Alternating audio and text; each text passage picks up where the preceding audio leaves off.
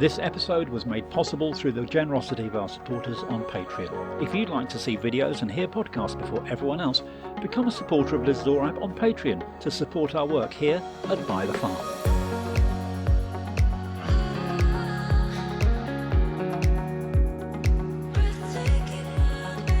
Hello and welcome back to the Byther Farm podcast, and this week I am delighted to be able to say I have a friend, a colleague, an amazing no-dig gardener, author, tutor, well the list goes on, and this is my friend Steph Hafferty. Hiya Steph. Hello. Did I miss anything out on that list? Oh, yeah, sophisticated woman about town, you know, the usual. All the usual stuff. So here we are. It's a cold and miserable winter's morning. We've had freezing weather for the last week or so, and today the weather has returned to rain. How is that affecting your garden, Steph?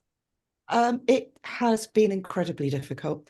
We've had months of rain, which has meant that the usual routine things you do in the winter haven't happened because it's been torrential, and then you've got to wait for the ground to kind of recover from the water.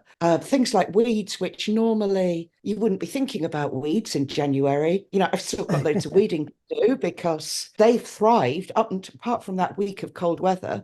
It's been really mild. So things like rose bay willow herb have been germinating and growing.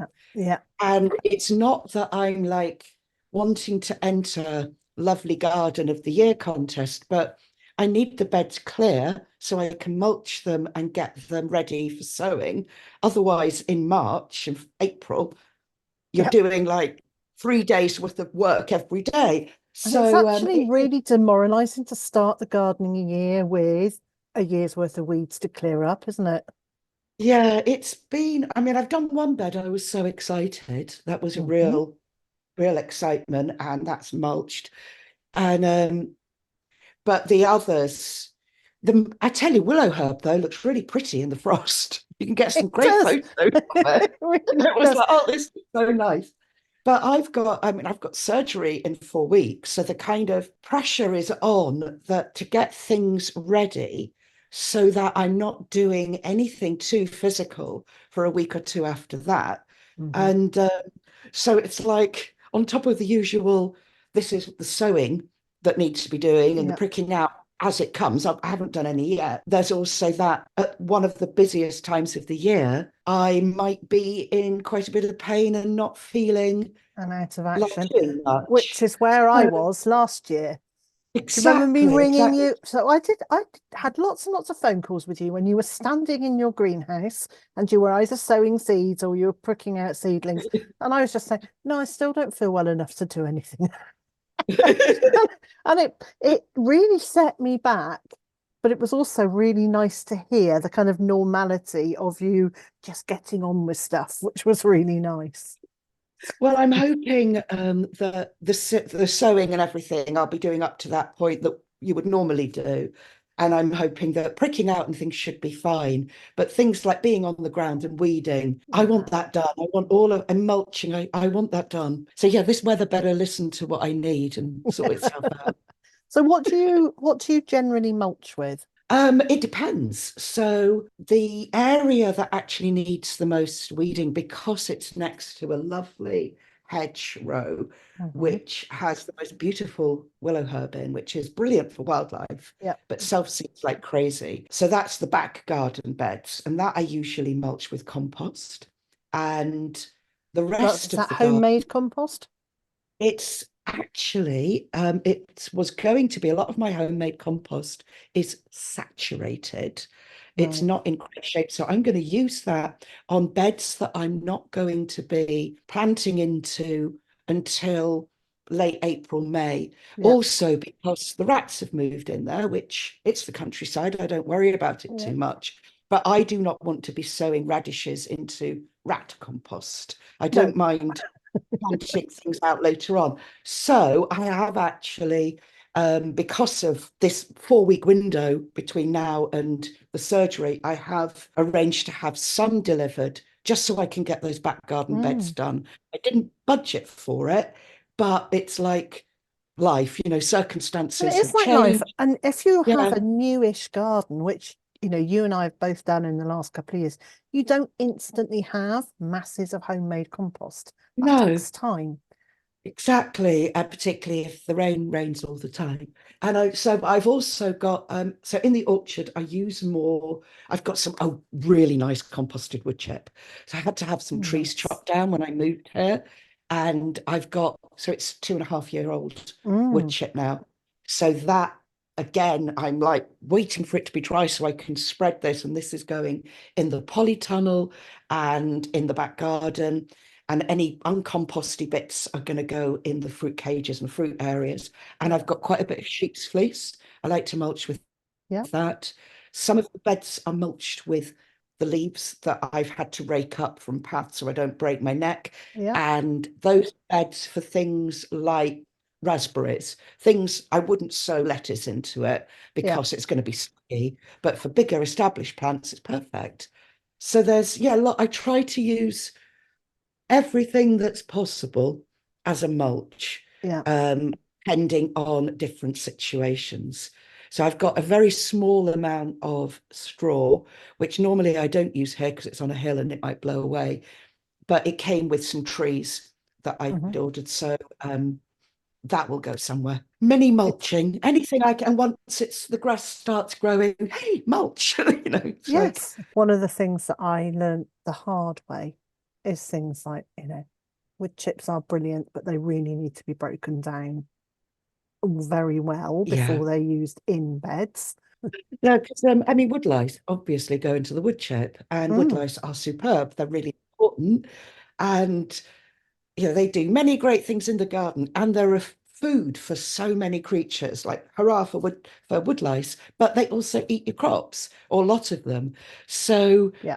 if I planted my baby aubergines in May in a bed of wood chip, goodbye aubergines, because woodlice love aubergine plants. Why? I do not know, but they do. So cucumbers, they'll eat all your cucumbers, the plants when they're babies. Yeah. So yeah, it's all working out which is best where, which is great because then you end up with like a kind of patchwork quilt garden Yes. of all these different mulches. It's not because it's not, rather than the ones that just look like a big chocolate cake, which is nice, but you're thinking, blimey, how on earth have they managed to get so many tons of compost to make it all look Hmm. uniform? Oh, and another one, of course, is green manure, which I use again in other situations because Sorry, was that's that a so green good because you've manure, were got you like saying? a little green manure, yeah. Yeah. So I'll be spreading some of that when the weather warms up. So that will be definitely late March, April, not now. And the nice thing about that is you can go out in your spring frock with your straw bonnet on because you've got is a little packet of seeds. And then sprinkle it like Margot from The Good Life in a kind of dainty way. And it's quite nice having something that isn't, having to lug wheelbarrows about. Yes. Oh, absolutely.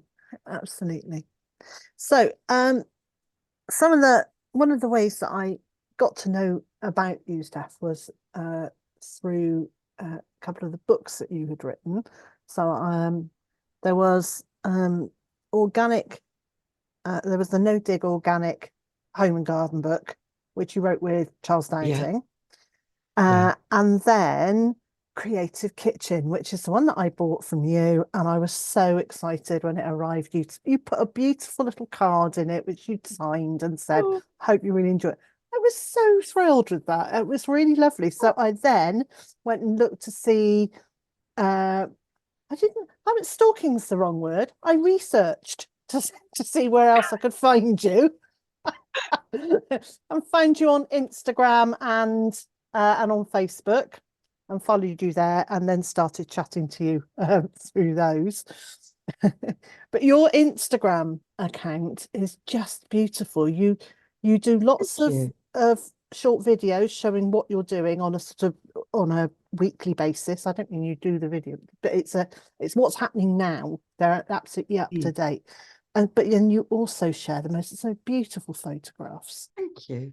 So if anybody hasn't found you on Instagram, I highly recommend go and find Steph on Instagram, and then you are part of a really good group. Now, is that a group that you set up on Facebook? Yes, yeah, that was quite funny. I set that up some years ago, no dig gardening group called No Dig Gardening, and it's -undug. Now, that was someone else who was involved in setting it up at the time. And he was suggesting I put undug on. And now I think it's not really needed, but the name stayed. Yeah. And yeah, we just thought it was going to be like maybe 100 people sharing their no dig experiences, and it's somewhere over 30,000 members now. I'm not quite sure how many, but yeah, so it's all about no dig gardening, and it's run by me and 4 friends now, because it got too big for me just to run it. It was like, and we're quite strict, but we're strict. We've got obvious rules, like, no being nasty to people, but we want to have it as a really safe place for asking what might be perceived to be silly questions. Yeah. Because we've all got questions that you don't want to ask because you think it's a bit silly. And in some groups, as I understand it, I'm not in many Facebook, I'm in yours, but in some groups, I think if you ask a quite basic question, some people are quite rude, and we don't allow that. So we want a really safe space. And yeah, that's really important. It's really important to be able to ask those basic questions. And I still ask them now because, gardening is a constant learning thing, isn't it? Yeah, absolutely. And yeah, you never know everything. It's things like, I mean, in more recent years, I've learned a lot more about green manures. And so it was really good visiting Jane at Oxton Organics. I think was it last year? 2 years ago, or in 24 now, aren't we? And being able to ask her really basic questions, because she's like the queen of green manures. Her mixes that she makes are incredible. It's market garden scale. Not all of it would work here. And she includes sheep in the routine, which I don't. Well, if I do have sheep in my garden, they're not meant to be there. Accidental, yeah. Come in for a visit. And yeah, so it was good being able to ask her questions, which are really basic, but I don't know because I've never made a 14 different types of plant green manure mix. And it's important. It really is. Nobody knows everything. And I think the thing with anything, like gardening in particular, is the more you learn about it, the more you realize that there's still loads more to learn. Yes. Yeah, you can do a gardening course, but it's not going to give you, it's just going to give you a teaspoon of the information rather than a gallon. Yeah. At no point can you sit back and think, oh, I'm so smug now, I know everything about growing veg, because then something weird will happen. Yes, and nature just likes to show us all the time that we're not in charge. Exactly like it's doing today, as my garden flies by my window in the storm. Yes. So we're in storm Aisha. Yeah. And last night I lay in bed thinking, wow, she's arrived. Or he's arrived. Is it male or female? I don't even know. Whichever it is, it has arrived. It was very, very loud last night. I slept through it mostly, but I think it was a bit more of a lull here. It really started picking up about 9:30. And that's when I noticed that I'd gone out yesterday to put things like water butts that haven't been installed yet. I've shoved them somewhere where hopefully they'll just stay there. Yeah. And I forgot about this big pile of plastic plant pots, which are now enjoying their best lives, going off on adventures all over the place. I thought, well, I'm not chasing them because the trees are flying about, not literally, I hope, but yes. And yes, I went to let the ducks out this morning, and they're in a barn, at the moment for safety reasons, because we've got a lot of foxes coming through. But when I let them out, they came rushing out of their house and then went, "Oh, it's kind of nippy here," and they went half back in and sort of stood in the in the shelter of the house, going, "Do you want to block up some of the gaps?" Because the wind was absolutely whistling through the barn. And ducks are complete with cozy duvets on them, so I was a little surprised. But and a nice layer of fat. They're pretty insulated creatures, but and down, feather covering. But yeah, no, even they were a bit like, "Oh, not so keen today." Right. So, Steph, Right. you moved to your new home. Can we still call it new? After a couple of years. Yeah, let's still call it new. You moved to your Yeah. new home a couple of years ago, just before we moved here. And so that whole starting from scratch thing, very daunting or a fantastic opportunity? I mean, the actual moving part was quite daunting because it was during a lockdown. Mm-hmm. So a lot of the things that you'd normally do, and I hadn't moved for 20 years. I'd been in my previous house 20 years, and I moved from Somerset to here, so lots of changes. But the actual starting the garden wasn't daunting, but it had been my job for ages. I've made gardens for clients. I've created things, gardens on private estates and what have you. And also, I've been involved in setting up a market garden at Homeacres. Yeah. So the reason it wasn't daunting is because I knew a lot of things that you needed to do and what preparation to do beforehand. And so I was able pretty much to hit the ground running as much as you could with a lockdown. Yeah, so more exciting opportunity. I mean, obviously, it's a different climate here, different soil, different. I know we're not supposed to call them pests, but creatures behaving like pests. Yeah. Like I've never lived anywhere where squirrels were a problem before, for example. And I'd never lived anywhere where sheep got into your garden before. They don't anymore. The farmer sorted out the sheep fence, so that's all right. There's just the occasional wanderer gets in from a different field. So yeah, it was a really exciting opportunity mostly. And even with a fairly clean slate that I had here, you're still thinking, okay, where does the polytunnel go? And you've got limitations, so it's working things out based on what's there and how things can fit around existing trees and boundaries. Yeah. So yeah, it was great. So what size is your plot? Remind me. It's just under half an acre, but that is including things like the footprint of the house and the driveway, which is a very big driveway, but parking area. So it's bigger than I've ever had myself. I've gardened in bigger places for work, but I think because I was moving here, essentially this is all just me. I think it was a pretty good size for one person. I did look at places with a couple of acres, and I think because I have to, like all of us, I do other work as well. Yeah. I would not have been able to create a garden and earn enough money to pay the bills and the mortgage. So it's working those things out. I think this was half an acre with your house on it is actually a huge size, isn't it? It's great. It's big without feeling overwhelming. Another thing that's been really quite exciting, so I have 3 kids all in their 20s. And when I moved here, 2 of them were still students, so technically living with me, although, well, actually they were because lockdown, but and then so now there's one of my kids is still living here. So I've gone from gardening to feed a family of 4, plus any other people who were visiting, to now it's mostly just 2 of us.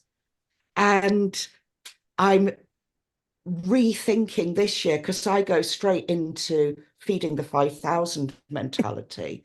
Yes. And, and it's like, I love beetroot. I really, really love beetroot. If I ate all the beetroot that I grew in the past year, I would be an interesting shade of purple now, I think. Yeah. So it's working out. And so that is exciting because it's working out how much, some things you want loads of, like tomatoes, because you can them. Yeah. But other things, it's like, I mean, cucumbers. I grew cucumbers as if I had a family of 3 kids plus Yeah. their mates here. And you're looking, it's like, okay, great, I've got another 12 cucumbers. What do I do? And you don't want 500 jars of cucumber pickle. And your neighbours go off you when you leave too many of the same thing on their They doorsteps. do. The word goes round and they all run away. So Oh, it's courgette time. actually, ours were rubbish last summer, because it was so miserable. Yeah. I planted out loads of what I thought was too many, but I wanted different varieties because some are less moist than others and they're better for other recipes. And I hardly had a courgette. And I think it was because with the relentless rain that we had here, every time a courgette flower opened, the slugs, which were the size of sheep by this point, came along and ate them, So it was like a courgette was something miraculous. Yes. Cucumbers, I had billions of them. So I'm going to be trying courgettes, growing them in my polytunnel this year, which I did the first year I had my polytunnel in the old house at 2019. And honestly, they grew enormous and they were, crawling across the floor by 6 or 8 feet. And it was just amazing. And I'm going to do that again. I'm going to have a couple of spots where I really enrich the soil, big, and probably plant them on a mound of compost and hope that they will really flourish. Yeah, I think that is looking at the polytunnel, and I used it very much still as if I was in Somerset, which is much warmer and sunnier than Wales. I mean, I used to grow courgettes in the polytunnel when I ran kitchen gardens for clients because they wanted earlier harvests. Yeah. So that would be why I was doing it. But for myself, I would do one in a pot because then you get the few early ones, but you could hoik it out easily.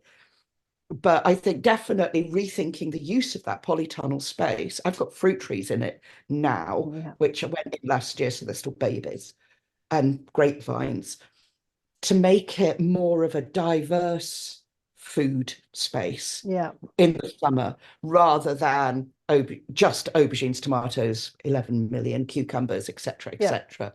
Well, if you're growing fewer cucumbers and you don't necessarily need all of those aubergines, then you've got a bit. You do. You love aubergines. I have an obsession with them, yes. So I don't like the very big. I like the aubergines you would buy in a supermarket, the big dark purple ones. But I do like quite thin ones. I think maybe I don't like the seeds in them, or maybe I don't like the flesh when it gets too soft. One that's really nice, and I've forgotten the name, but you can get the seeds from Seeds of Italy, it's a big white one with a kind of pinky violet top. And that, if you slice it, it really holds its texture and it's really meaty. So you can use it as you would chicken, say. It's going to hold it rather than the purple fat ones tend to go, to a delicious, I think, mush, but they're more mushy. Yeah. This one really holds it. I think the thing with aubergines, there's so many different kinds that are good for different recipes. Yes. So there's round one, which is green with like pale green speckles that they use a lot in Thai cuisine. And that one you can actually eat raw as well, which is weird for an. And that really holds its shape in curries. And those long green ones, the thin green ones, I think are so sweet and delicious. But yeah, I could go on about aubergines forever. So I grow the long, thin purple ones. Yeah, they're nice too. Yeah, I've now worked out I do quite like those. So if you were growing fewer cucumbers, the same number of aubergines, but then you would have more space in the polytunnel for for a wider variety. Yeah, definitely. And the other thing I'm going to do differently this year is start my overwintering polytunnel veg earlier, probably 2 or 3 weeks earlier than I normally would, because I noticed that the size they weren't growing as quickly as they did in Somerset, which is, these are things with moving to a different area. But here, autumn is almost like an off switch. You wake up one day and then nature's decided it's autumn and it's so damp. So certain things that in Somerset would keep going maybe through to November, Yeah. here it's like, okay, now we're going to go a bit mushy. So, and it's much Mushy, darker. blighty, mouldy, all of those things. All of, It's yeah, just that it's all more the damp dewy. things, isn't it? Yeah. And that's just me, you know. It's like, but yeah, so I'm going to do that. And the thing, and also I've just been doing my seed ordering, and I've managed to not buy 20,000 different types of tomatoes. So I'm feeling quite chuffed. Still got a lot, but not that many. But I've bought some F1 hybrids, which, I know open pollinated is really great and all the rest of it, but I'm trying these out to see if they will increase production in this kind of environment. Yeah. What this guarantee is, rather than having a dark, damp summer and autumn, it's going to be like Tuscany here. So yeah, so it's a kind of, but yeah, so it's working out the adaptations, but we genuinely don't know what is going to happen. I'm hoping it's not going to be like last year, but we don't know. I'm hoping so. Tuscany And would maybe be not good. even the year before, because the year before was dry for so long in many places. Yes. I mean, we did very well here on our Yes, little it's bit of warm. hillside because we had rain. So not last year, but the year before, we had rain about every 3 weeks. And while friends were sending me photographs of dried gardens, I had photographs of the children on the beach, and then it turned out they weren't on the beach; they were at the local park. But the grass had turned completely brown and sand coloured. We still had green grass. We still had lush growth because we were, in our little tiny microclimate here, we're still getting some rain. Yeah, we had rain here. Yeah, Yeah, so thing, like having to mow your lawn still because it was still growing. yeah. And then, So yeah, other people were just tearing their hair out. So in situations like that, where it's like, yeah, it's really great to mulch with grass clippings when it's really hot and dry. But the problem is you don't have the grass clippings when it's really hot and dry. So, yeah, you've got to kind of so I was mow like, knowing that it's going to be really hot and dry. And obviously yeah. we don't Well, what know. we could do is we could mow our lawns, package up the grass clippings, and mail them out to people who it's really dry, and make our fortune. We are going to run out of time in our conversation fairly soon, but I did want to talk to you a little bit about some of the courses that you're running this year. Yeah, so I am doing a grow year round no dig gardening type courses. First one starts in a few weeks. Also this year, new to here, not new to me teaching, but new to me doing it here. I'm doing one based around the creative kitchen. So it's looking at, you grow all this stuff, what to do with it. So seasonal plant-based recipes, homesteading skills course.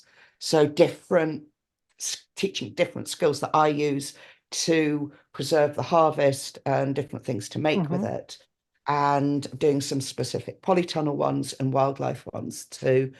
And there's another one, and I've completely forgotten what it is. Well, That's in the that best case, one. how The do mystery course. a mystery course? Brilliant. How do people find out about those and book on those? It's all on my website, which is either my name, so stephaniehafferty.co.uk, or nodighome.com. Both go to the same place. Okay, so I will make sure that I've left the links to all the things we've talked about today in the show notes so that people can find those really easily. And one last thing, Steph, do you have a fairly quick gardening tip to share with people for starting their garden this spring? Start small. If you're starting your garden, start small. I have been gradually making this bigger and bigger, but it has taken, I've been here 3 years this March. And if you start with a smaller area, you can do it properly and you can do it in a way that you're able to manage it. And it's going to be lovely and productive and you can be happy. And then you've got all these other things to look forward to. And one thing as you gradually make it bigger and bigger, because when you move somewhere, you have so many other things to do as well. And if you could see the room I'm in at the moment, well, you know what it's like here. So I'm here with my wood burner that I had installed in October 2021, and it involved quite a bit of replastering of the wall. I still have not painted that plaster. I am in a house completely undecorated, apart from, if something was absolutely crucial, any minor repairs just haven't been done because I've been focusing on my garden and maybe living in a house where you've actually fixed a few holes might be appealing to people. So as we're having this conversation, Steph's sitting in her sitting room with the undecorated fireplace. She's looking at me with a wall I'm just having put in behind me, which is not only undecorated, it's not yet plastered. So, yeah, and and I did the same as you. I concentrated on the garden, and then in the winter I concentrate inside. But I'd much rather be out playing in the garden. Yeah, well, I haven't even concentrated. Though in my defence, I am working on some other projects, work projects, so they have to take priority. Yeah. So, Steph, but hopefully one day. Thank you so much for sharing some of your thoughts today. Thank you. And no doubt it will not be very long. In fact, I know it won't be very long because you and I will be meeting up next month when we do an outing. Oh yes, to the big smoke. Yes, another outing to the big smoke. Steph, thank you very much, and we shall speak to you and hear from you again very soon. Okay, thank you. The podcast you've been listening to is a By the Farm production. All rights reserved.